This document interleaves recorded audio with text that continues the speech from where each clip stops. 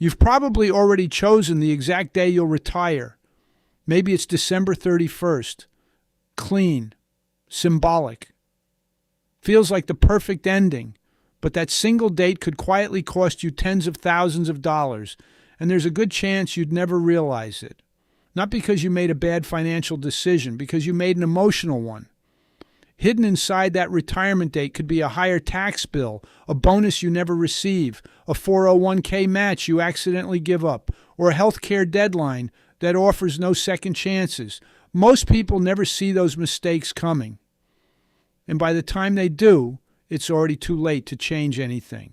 So before you lock in a retirement date just because it feels right, let's look at why that instinct may be the most expensive part of your entire retirement plan. So let's ask the obvious question. Why does everyone pick December or January anyway?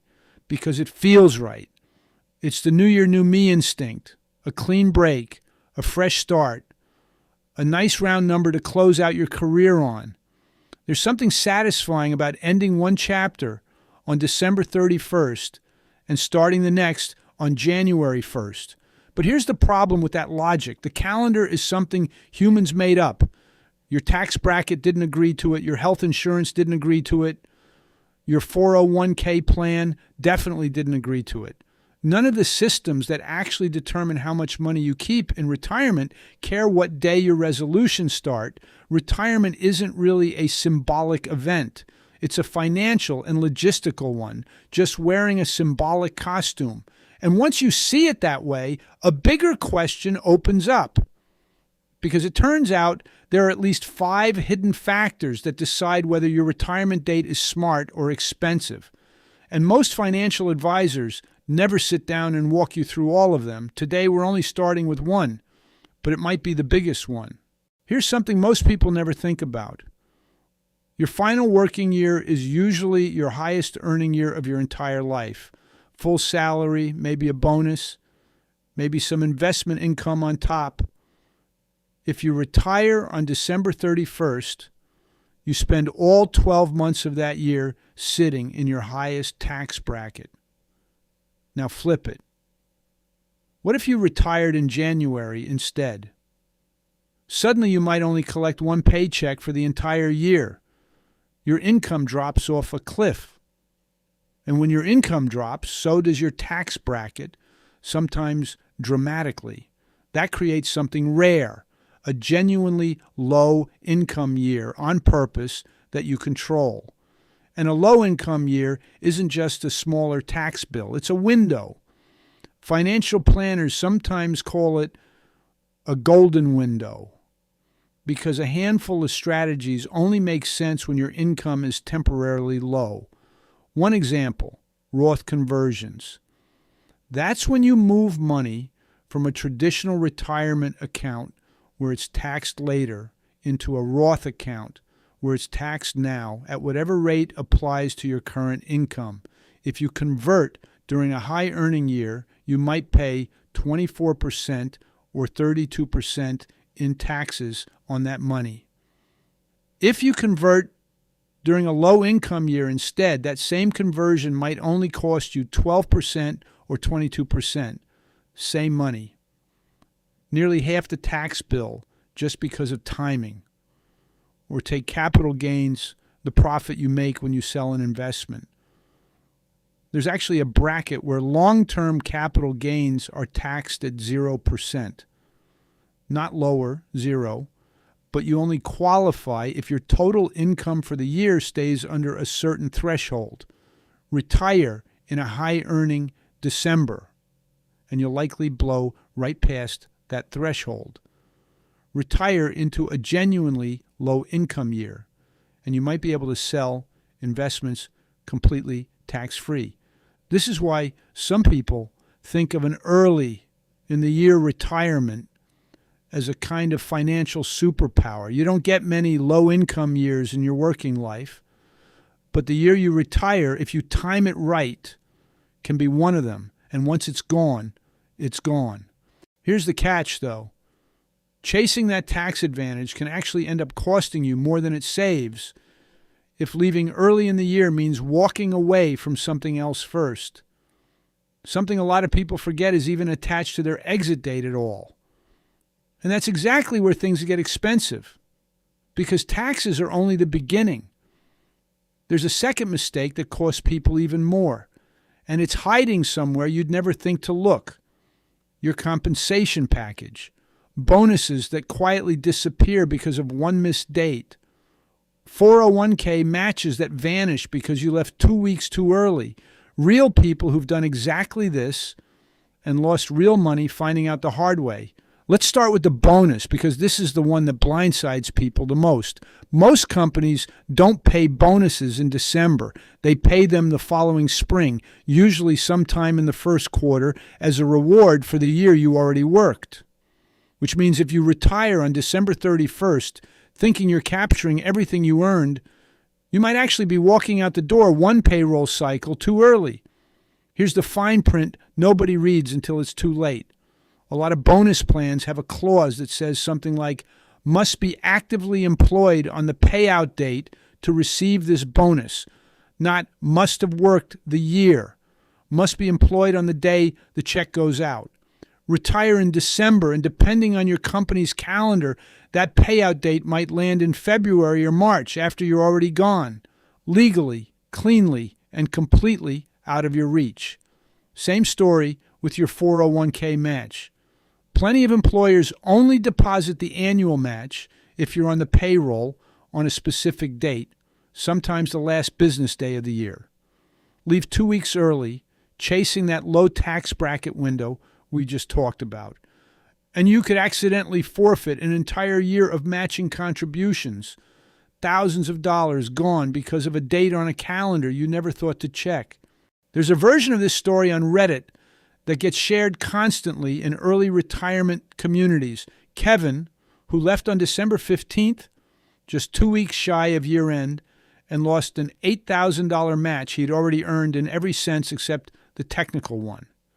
2 weeks, $8,000. And it doesn't stop at bonuses and matches. If you get restricted stock or options, there's usually a vesting schedule, specific dates when your shares officially become yours. Leave one day before a vesting cliff, and shares that were about to be worth real money, sometimes six figures, simply evaporate. Not reduced. Gone. As if you were never granted them at all. Even something as ordinary as unused vacation time gets complicated.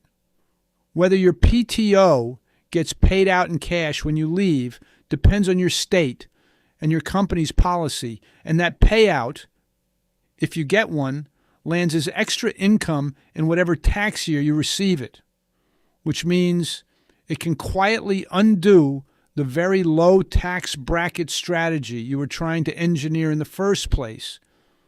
This is exactly the tension we just set up.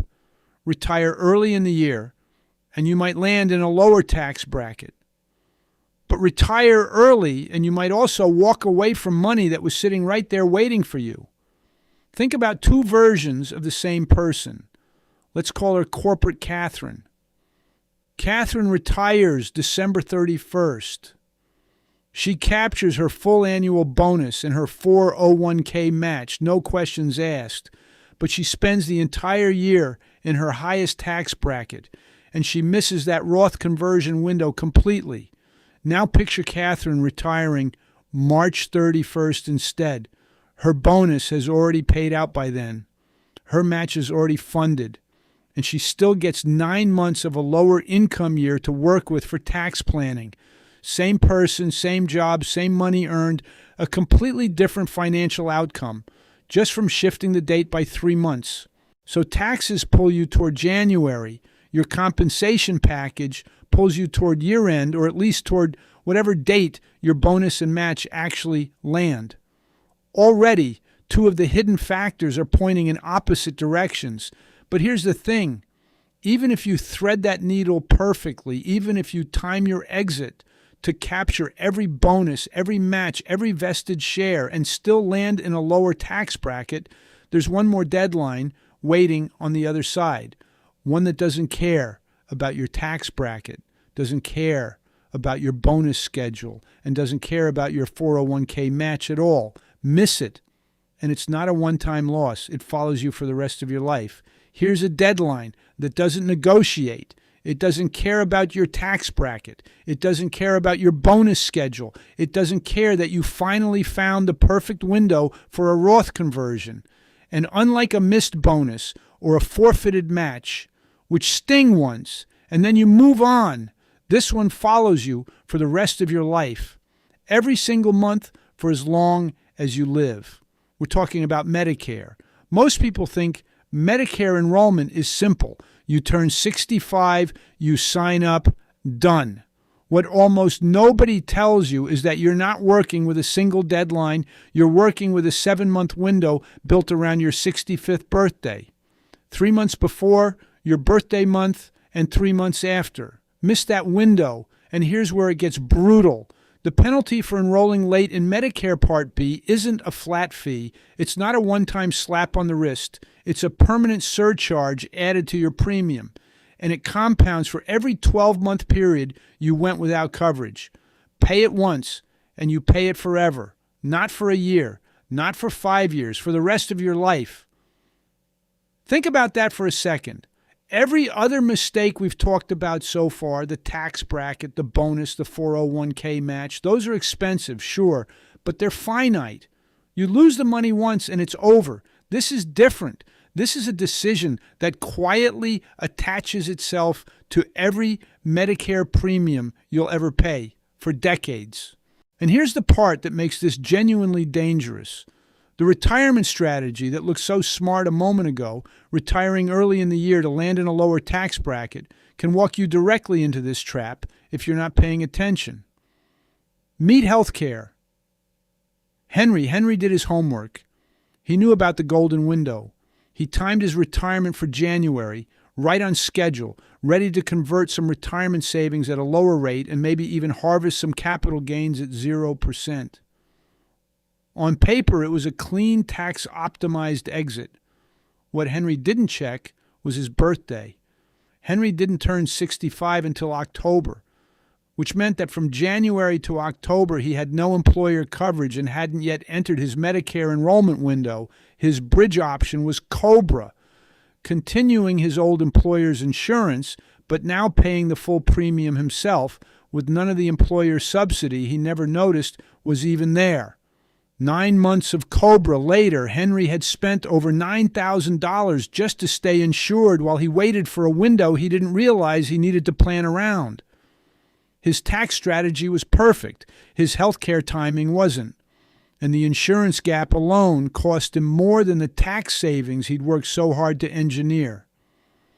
Now picture the alternate version. Same Henry, same job, same finances, but he retires July 31st instead of January 1st. His 65th birthday and his Medicare window line up almost seamlessly with his exit. No COBRA, no gap, no $9,000 surprise. Same person, same career, a 5-month shift in the calendar, and one version of Henry keeps thousands of dollars the other version never sees again. Here's the line worth remembering. A perfect tax strategy becomes a terrible plan the moment it creates an expensive insurance gap. So now you've got two systems pulling in opposite directions. Taxes are telling you to retire early in the year, ideally in January, to capture that low-income window. Healthcare is telling you to retire around your birthday month, whenever that happens to fall, which for most people has nothing to do with January at all. Which one wins? That's the real puzzle sitting underneath this whole decision. And it turns out, even if you somehow solve it, even if you thread the needle between your tax bracket and your Medicare window perfectly, there's still one more factor waiting, one that has nothing to do with money at all and that most retirement advice never mentions once.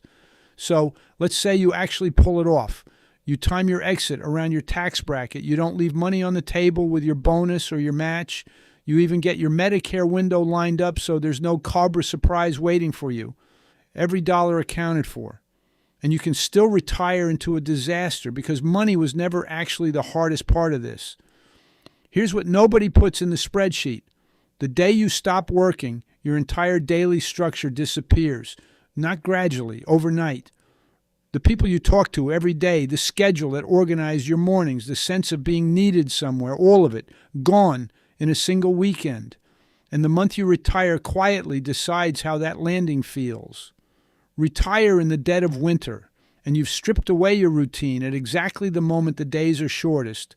The weather keeps you inside, and there's no built-in reason to leave the house. No coworkers stopping by your desk. No natural rhythm pulling you outside. Just you, a quiet house, and a lot of empty hours to fill in the coldest, darkest stretch of the year. That combination, isolation plus inactivity plus low light, is exactly the recipe that tends to hit hardest emotionally. Now picture the opposite. You retire at the start of summer instead. Long days. Easier to get outside, easier to see people, easier for retirement to feel like the beginning of something rather than the absence of something. It doesn't fix everything, but it gives you a running start. Think of it like landing a plane. Retiring. December 31st is landing on a short, icy runway in the dark, no room for error, nothing to slow you down gently. Retiring into early summer is landing on a long, clear runway in daylight. Same plane, same passenger, completely different landing. So now you're holding three systems, and they're not agreeing with each other. Taxes are telling you, get out early in the year, January if you can, to capture that low-income window. Healthcare is telling you, time it around your birthday, whenever that happens to fall. And psychology is telling you something else entirely. Land in the warmer months when the structure of daily life is easier to rebuild. If your instinct right now is, there's no single right answer here, you're not missing something. You're finally seeing the actual shape of the problem. But before we get to how you actually resolve that, it's worth pausing on something. Because some of you watching this are already thinking, this doesn't really apply to me. And you might be right. Maybe you're thinking, not everyone gets a bonus. True. And if that's you, you can cross one variable off your list entirely. Fewer moving parts, not more. Maybe you're self-employed and this whole idea of a payroll date doesn't mean anything to you. Fair. Your version of this puzzle isn't about missing a match. It's about fiscal years, business valuations, and succession timing. Different mechanics, same underlying question. Maybe your pension has rules so rigid they override everything else we've talked about, a years of service cliff, where the difference between 29.9 years and 30.0 years changes your payout permanently. If that's your situation, your pension isn't one factor among several. It's the factor. Or maybe none of this is really about optimization for you at all. Maybe you're just burned out. And the honest answer is that you need to leave now, tax bracket or not. That's not a mistake. That's a legitimate reason on its own. Or maybe you've done well enough that taxes were never the main event, and estate planning, or simply how you want to spend your remaining healthy years, matters far more than a bracket ever could. Notice what just happened. Every one of those objections doesn't break the framework. It just tells you which parts of it actually matter for your situation, which raises the real question. If taxes point one way, healthcare points another, psychology points a third, and your personal circumstances can override all three, how do you actually land on a month? Not a guess, not a feeling, an answer built from your own numbers, your own birthday, and your own life. So here's the question you're actually left holding. If taxes, healthcare, and psychology can't agree on a month, how do you pick one?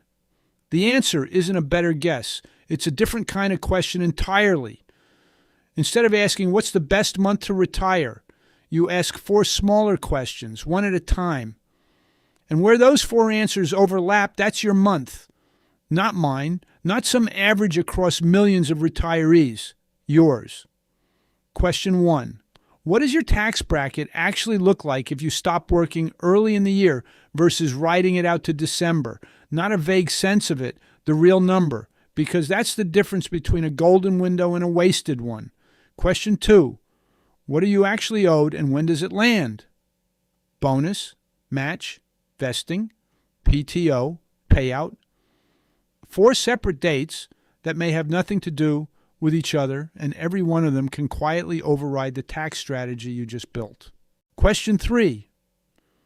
When do you turn 65? And how does that collide with the date you're circling on the calendar? Because as we just saw, a perfect tax plan and a healthcare gap can exist in the exact same retirement. And question 4, the one almost nobody asks out loud, what season are you actually retiring into? And do you have a plan for what fills your days once the structure disappears? Here's what makes this different from a checklist you skim once and forget. These 4 questions don't just inform each other. They can genuinely point to 4 different months, and that's not a flaw in the process. That's the process working correctly. The best month was never a fixed date sitting out there waiting to be discovered. It's wherever your specific answers happen to overlap. Go back to Catherine for a second. Run her through the 4 questions, and December 31st fails question 2 immediately. Bonus and match are already locked in, but it also fails question 1 because she never gets her low tax window. Shift her to March 31st. And suddenly questions 1 and 2 both resolve cleanly. Same person, same job. The 4 questions just found the overlap she couldn't see on her own. Or Henry. His plan sailed through question 1. The tax bracket work was flawless. It's question 3 that quietly wrecked him because he never lined it up against the other 3. Run all 4 questions together instead of just the one that felt most urgent, and the $9,000 gap never happens. That's the actual shift here. You stop asking, when should I retire, like it's a single verdict, and you start asking 4 narrower answerable questions, the kind your accountant, your HR department, and your own calendar can actually help you answer, which means the version of you who started this thinking December 31st, obviously, and the version of you right now are holding 2 completely different plans. So now that you've got the 4 questions, the overlap, the actual method, there's one last thing left to do, because knowing how to find your month isn't the same as feeling ready to act on it. Here's something nobody warns you about once you actually have this in your hands. Knowing the 4 questions doesn't automatically get you to an answer. It just moves the hard part somewhere new, because now you're not confused anymore. You're not staring at a blank calendar wondering what matters. You know exactly what matters. Your tax bracket, your bonus and vesting dates, your Medicare window, your plan for the season you land in. The information problem is solved. What's left is a different problem entirely, a quieter one. You have to actually pick the date, and that turns out to be harder than it sounds for a reason that has nothing to do with math. Once you write an exact date down, not sometime next year, not probably spring, you're no longer planning retirement. You're ending something. A job, a title, a version of your daily life that's been running the same way for years, maybe decades. The 4 questions can tell you which month optimizes your outcome. They can't tell you how to feel about closing that door. This is where a strange thing tends to happen. People who did all the work, who ran the numbers, checked the vesting schedule, confirmed the Medicare window, still find themselves quietly sliding the date back, not because a new fact changed anything, because one more year feels safer than committing to the one they already calculated. Here's the problem with that instinct. The golden window doesn't wait for you to feel ready. Remember the low tax bracket opportunity from earlier. It exists because your income drops the year you actually stop working. Push your retirement back 6 months, just to be sure. And you haven't delayed the decision risk-free. You've spent 6 more months in your highest tax bracket, 6 more months where that window stayed shut. This doesn't just tell you where to land. It has a shelf life. Hesitation has a price tag, the same way the wrong month does. So the real question isn't just which month. It's what would make you actually trust the answer enough to act on it. And that's where most people get stuck in a different way than you'd expect. Not because they don't trust the math. The math is the easy part. They get stuck because somewhere along the way they started treating this decision like it has to be permanent and irreversible in every sense all at once. Financially, yes, some of these dates genuinely don't give you a second chance. But emotionally, the story people tell themselves is bigger than that. They imagine retiring as a cliff edge, when for most people it's closer to a door that opens into a hallway with several more doors in it. That distinction matters more than it sounds like it should, because there's a specific kind of person who runs every number correctly, times every date perfectly, checks every box, and still ends up worse off than someone who made a good enough decision and moved forward. Not because their plan was wrong, because of what they did or didn't do in the months right before they pulled the trigger. There's a version of this mistake that's almost invisible until you see it laid out. It doesn't show up in a tax return or a benefit statement. It shows up in something else entirely, something that has nothing to do with dates on a calendar and everything to do with what happens in your own head in the weeks before you finally commit.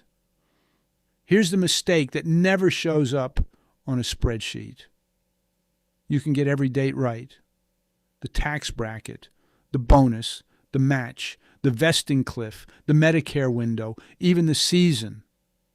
You can do everything right and still walk into retirement and quietly struggle for the first year anyway. Not because the plan failed, because of something that happened before the plan even started. Here's what almost nobody talks about. The weeks leading up to your last day matter almost as much as the day itself.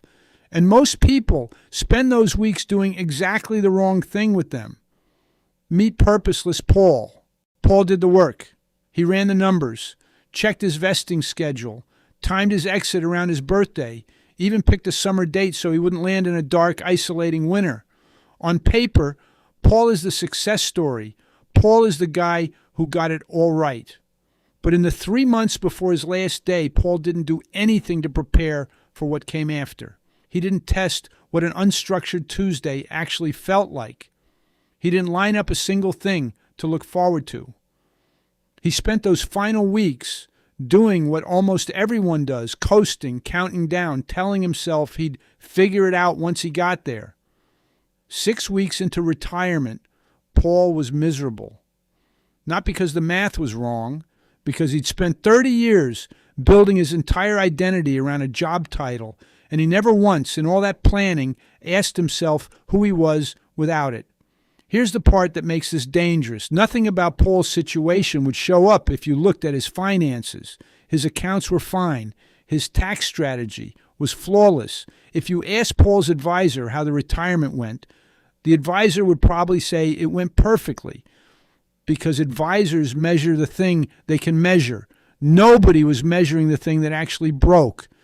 And this is where the calendar plays one more trick on you, a quieter one than the tax bracket trap or the Medicare cliff.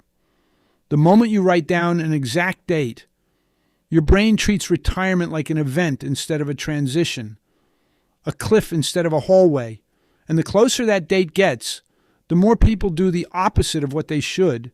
They stop preparing and start just waiting. There's a specific window where this damage gets done, and it's not the first year of retirement. It's the last few months of work. That's when the habits, the small experiments, the what does an ordinary, unscheduled day actually feel like tests need to happen while you still have a paycheck and a safety net underneath you. Almost nobody uses that window for anything except counting down. So now you're looking at a strange conclusion. You can pick the mathematically perfect month, the one that satisfies your tax bracket, your bonus, your Medicare timing, and the season, and still lose the thing that actually determines whether retirement feels good. Which means the 4 questions we built earlier aren't quite the whole picture. They're the financial floor. There's a 5th piece sitting underneath all of it, one that doesn't ask when at all. It asks what you do with the time you have left before that date arrives, and most people are about to waste it without realizing they're doing it. So here's the 5th question. The one that doesn't ask when at all. It asks, what are you going to do with the months you have left before that date arrives? Because that's the piece Paul skipped. Not the framework. He ran the 4 questions perfectly. What he skipped was the runway, the window where he still had a paycheck, still had structure, still had a safety net under him, and could have used all of it to find out who he was outside of a job title. Instead, he spent that window the way almost everyone does, counting down. Here's the fix, and it's smaller than you'd expect. You don't need a 5-year plan for your identity. You need small tests. Run early while you still have something to fall back on. Take one unscheduled Tuesday, a real day off, no errands disguised as purpose, and just sit inside it. See what it actually feels like to have nothing pulling you out of bed. Most people discover the gap immediately, not I'm bored, but I don't know what I'm supposed to be doing with myself. That's useful information. It's cheap to get now. It's expensive to discover for the first time 6 weeks into retirement, the way Paul did. Same with people. Don't wait until your last day to find out whether your social life was actually your job. Test it now. Have lunch with a friend on a Wednesday afternoon the way retired you will. If it's hard to arrange, that's not a coincidence. That's a preview. And find one thing before you leave that has nothing to do with your career and still makes you want to get up in the morning. It doesn't have to be a brand new purpose. It can be embarrassingly small. The point isn't the thing. The point is proving to yourself before the structure disappears that something else can hold its weight. This is why the calendar plays its last trick on people. The moment you write down an exact date, your brain files retirement as an event, a finish line, a cliff. But it's not a cliff. It's a hallway with more doors in it. The people who land well aren't the ones who found the mathematically perfect month. They're the ones who walked into that hallway having already opened a few of the doors just to look inside. So here's the whole thing. All 5 pieces together. What does your tax bracket look like if you stop early in the year instead of riding it to December? What are you actually owed? And when does each piece land? When do you turn 65 and how does that collide with your target date? What season are you retiring into, and do you have a plan for the structure that disappears with it? And quietly, underneath all of it, what have you actually tested about your life without work before the paycheck stops proving it can hold you up? 4 questions build the financial floor. The 5th one is what you stand on it. Remember that December 31st plan from the very beginning? It was never wrong because it was a bad date. It was wrong because it was chosen for a reason that had nothing to do with any of this. Because it felt clean, not because it was smart. The smartest retirement date isn't emotional. It's built piece by piece, question by question, out of your own numbers, your own birthday, and your own life. That's genuinely it. Thanks for sticking with this one all the way through. It turned into a bigger conversation than pick a month, but that was kind of the point. One last practical tip before you go. If there's only one thing you do this week, pull up your last 3 pay stubs in your benefits handbook and find the actual payout dates for your bonus match and any vesting in writing. Not from memory. That single piece of paper resolves more retirement mistakes than any tax strategy ever will. Good luck out there. Retire on purpose, not on a symbol.